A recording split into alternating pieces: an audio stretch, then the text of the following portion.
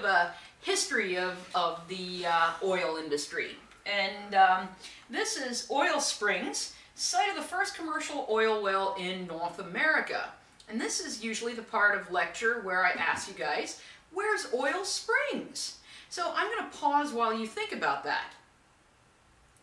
Okay, and because I know you guys are just so brilliant, I know you're going to be better than any of my other classes, and you were just sitting there when I asked that question, and every single one of you said to me, right, because we all talk to ourselves when we were watching YouTube videos, said, it's Oil Springs, Ontario, of course, right? All right, this really is Oil Springs, Ontario, site of the first commercial oil well in North America. The first commercial oil well in the United States was in Pennsylvania. The first commercial oil well in the world, I think, was in Azerbaijan, which is one of the former Soviet republics. So anyway, back in, I think it was 1858, was when the first oil well was dug. And in the early days of drilling for oil, they would build a rig like this. And in there would be a drill that rotated, and as it rotated, it basically broke up the rock and drilled the oil well. And then once they were done drilling the well, they would put one of these pumps on there. And this pump would rock back and forth, and each time it would go up, it would pull some oil out. And back in the 1800s, this would actually run off a steam engine. And the steam engine could operate hundreds of these wells. Well, what do we do today? Well, today, this is a modern drilling rig set up, and in there's a drill, right? It's right in there, and it rotates around, and as it rotates, it carves away, it chews up the rock, and that's how we drill the well. And I don't want to make it sound like it's exactly like the 1800s, because it's not. Even though the basic principle is the same of drilling into the rock. Nowadays we have offshore oil rigs. We can do directional drilling. We don't have to go straight down anymore. We can actually bend the drill stem to find the best place to get to the oil. But eventually, once we've drilled that hole, we'll put a pump on like this. This is going to rock back and forth, and it's going to pull all the oil out of there. So there you go. There's a little bit about the history of the oil industry. So let's move on to a different fossil fuel. This one's going to be coal. Coal, like I said, is also a fossil fuel, but the organic material that makes it comes from a different place than oil. Oil was marine microorganisms, right? The plankton that's off in the oceans. Coal is made from the remains of land plants. But again, the land plants did not completely decompose, so this organic material could build up over time. And what do we need for the material not to completely decompose? We need anaerobic conditions, low oxygen or no oxygen conditions. That limits decay. And the environment where we tend to get that are in swamps and bogs, where we get stagnant water.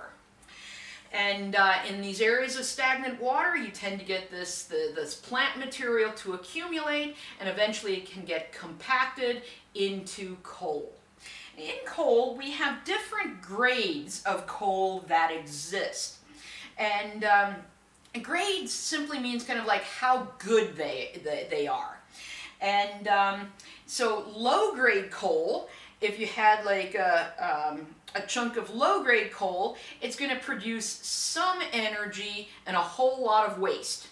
If you have some high-grade coal, same volume of that, it's going to produce a lot of energy and less waste. So that's the difference between low and high. So the lowest grade of coal, which is actually kind of pre-coal, is peat, which you can find formed on Earth's surface. But then as that peat gets buried and compacted a little bit, it turns into lignite, which is also known as brown coal. That gets compacted a little more and we get bituminous. And then the highest grade of coal is anthracite. It is also the rarest grade of coal. So that's what we're looking at here. This is our peat that's developing in this swamp environment. And it says, you know, very smoky when burned, low energy, gets compacted into lignite, into bituminous coal, and ultimately into this anthracite if possible. And that gives you this description: hard black coal used in industry, high energy, releases a lot of energy when you burn that. All right, the U.S. has the most coal, the most abundant coal in the world. And I'm just watching my cats getting into trouble. The U.S. has most coal deposits in the world, but of course these days most countries are trying to get away from using as much coal, which we will talk about in a little bit. Now, what's the main use of coal? It's used to generate electricity. And this works like most other power plants. You burn the coal to heat water, the water turns to steam, the steam turns a turbine, the turbine turns a generator. And this is how coal has been, or how electricity has been generated for over 100 years, burning coal. And yes, we do still burn quite a bit of coal in the United States today to create energy. But coal can be used for other things. It's actually very versatile. And it can be gasified. So you can take coal, and through a complex set of processes, you can actually turn the coal into something like natural gas. And early experiments were conducted in the 1700s. And finally really became economic by 1812, and we have this first commercial gas works in 1812. And then by the mid-1800s, the use of gasified coal became very, very common. In fact, any city with a decent population would have had gas works, and that gas would have been piped around the city, even to individual residences. And instead of, you know, turning on the electrical lights today, you turn on the gas and light your gas lamp. And so gasification has been done quite a bit. We don't really do it much anymore because natural gas is simply cheaper. So why bother doing this when natural gas is cheap? You can also liquefy coal. Coal liquefaction was developed in the early 1900s, and basically what you can do through, again, a bunch of complex chemical processes, you can create lubricating oils, waxes, diesel fuel, and gasoline from coal. And this is, again, we don't really do it much today because it's expensive, right? It's a lot cheaper to get some oil out of the ground and refine it and turn it into diesel fuel and gasoline and these other things. But it's not that we don't have the technology to use the coal in that way. In the Second World War, Germany actually used a lot of coal liquefaction because Germany does not have a lot of oil deposits, but they do have a lot of coal. And so, of course, many countries weren't going to be trading with Germany because they were a bunch of like absolutely creepy, crazy, whack job Nazis. And so they had to, you know, make their own energy. And so a lot of liquefaction of coal was done during the Second World War for Germany to power, you know, their airplanes and tanks and things like that. More recently, South Africa, when they were still under apartheid rule, had to liquefy coal because, again, apartheid was terrible and no one wanted to trade with them. And so they had to use a domestic source, which happened to be coal. And so it was liquefied as an energy resource. All right, now coal is cheap to use to generate electricity. It's versatile. However, there are drawbacks to using coal. When you burn coal, you get waste. And we call this stuff fly ash. And I mean, everyone should kind of understand this if you've ever had a campfire, right? There's ash left over in the morning. Well, burning coal's the same way. This fly ash, some of it is used in making concrete. You add a certain amount of fly ash to concrete and it gives the concrete different characteristics, like better tensile and compressional strength and stuff. I don't know exactly what it does, I just know that it's used in concrete making. But not all the fly ash generated goes to concrete, so we have this stuff left over and we have to think about where are we going to dispose of it. Then there's, of course, also the emissions that can be produced from this. Sulfur dioxide can be produced, which can cause acid rain. We have carbon dioxide, which is a greenhouse gas. You can also have mercury released. And so there are considerations about the emissions from that. And then, of course, there are the mining practices. Coal mining is really the most dangerous sort of mining that you can do. And we're going to talk a little bit more about that in a little bit. But I just wanted to show you a few things about coal. So this is peat forming off in the Highlands of Scotland. And in the Highlands and also in parts of Ireland and parts of Scandinavia, they still cut peat and burn it like you might burn logs in a fireplace in wintertime. And that's what we're looking at right here. Here's where some of this peat has been cut out of the ground. It gets stacked to dry out, and then in winter, instead of throwing another log on the fire to heat the house, just go out and get one of these bricks of peat and put it on the fire. It produces a really smoky fire with a distinctive smell to it, and if you like Scotch whiskey, you like peat, because an important part of making Scotch whiskey is the malting process, where your barley is basically smoked in a peat fire, and so that's part of what gives Scotch its distinctive flavor. Okay, how do we mine for coal? You might mine for it using a strip mine, like this one. We talked about strip mining in a previous lecture, where you basically scrape the material off and then put the soil back in place and reclaim the land. That's what we're seeing here at the Martin Lake Mine. This is in Texas. If you drive up US 59, you'll eventually run into it. Coal can also be extracted underground. And like I said, coal mining is one of the most dangerous types of mining around.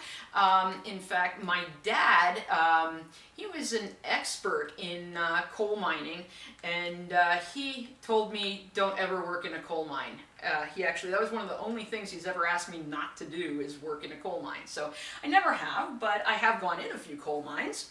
This is an underground coal mine. And this is what it looks like underground. And I know in the previous lecture I showed you what it looked like underground in a hard rock mine, basically in a copper mine where my husband used to work. This is going to look very different, and hopefully why it looks different, you can see it has lots of timbering in it. And you get all this timbering because coal is a sedimentary rock. Sedimentary rocks form in layers. The layers are much more prone to collapsing than other rock types. What we're looking at here, this is a coal layer underground. And here's another reason why coal mining can be exceptionally dangerous. You can get some really weird gases accumulating in coal mines. You can get something that is called methane. Methane is explosive and flammable, and it can accumulate towards the top of the mine tunnel because it's less dense than the normal atmosphere. And that's what this guy's actually checking for. He has a special type of lantern called a safety lantern, and there's a little flame in there that will get larger if there's methane present. There's other weird gases that can accumulate in coal mines that the miners have these interesting names for, like black damp and white damp, and they tend to be accumulations of carbon dioxide, carbon monoxide, nitrogen, Notice no oxygen, which we need to survive. They tend to accumulate towards the bottom of the mine tunnel because they are denser than the normal atmosphere. So you can take that safety lantern, hold it down towards the bottom, towards your feet, and remember the fire triangle. Fire needs oxygen to live. If you see that flame getting smaller, you know to get out because there's this low oxygen mixture. In fact, if you go into mining engineering, there is an entire aspect of mining engineering, a specialty of making sure mines have proper ventilation so you don't get accumulations of these weird gases.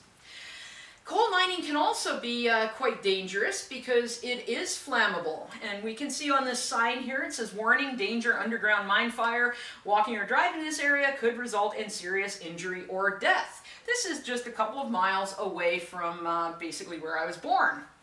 And what happened back there was back in the 1960s in Centralia, Pennsylvania, people were burning garbage in an old mining pit.